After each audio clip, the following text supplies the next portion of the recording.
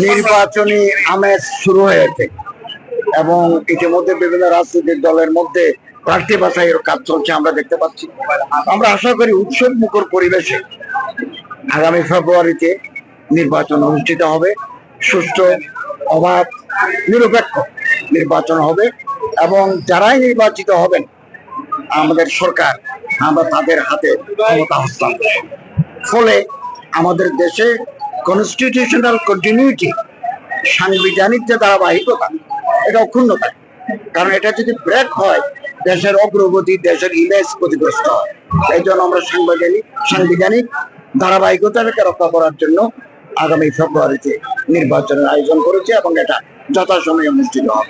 নানা কারণে মনে করেন কোন ইস্যু তুলে কোন গলা পানিতে মাছ শিকার করার জন্য একদল লোক সবসময় সতর্ক থাকে।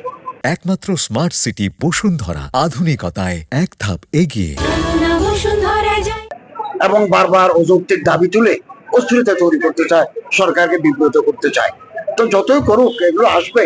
আমরা কিন্তু ডিটারমাইন্ড ইলেকশন করার নির্বাচন দিয়ে এবং ইলেকটেড গভর্নমেন্টের হাতে ক্ষমতা হস্তান্তরের জন্য আমরা আমাদের সার্বিক প্রস্তুতি রয়েছে। ইলেকশন কমিশন এভাবে কাজ করে যাচ্ছে।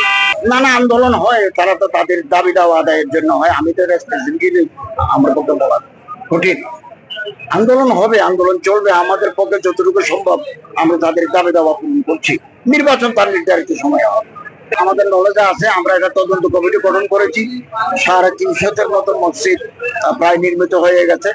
কিছু আমাদের হস্তান্তর করেছে আর কিছু হস্তান্তরের প্রক্রিয়া আছে। যেগুলো ফাটল হয়েছে অথবা ত্রুটিপূর্ণ আছে এগুলো আমরা একটা পাওয়ারফুল কমিটি গঠন করেছি। তারা বিভিন্ন জেলায় যাচ্ছেন এবং তদন্ত রিপোর্ট দিলে আমরা অভিযুক্তদের বিরুদ্ধে আইন অনুযায়ী ব্যবস্থা নেব।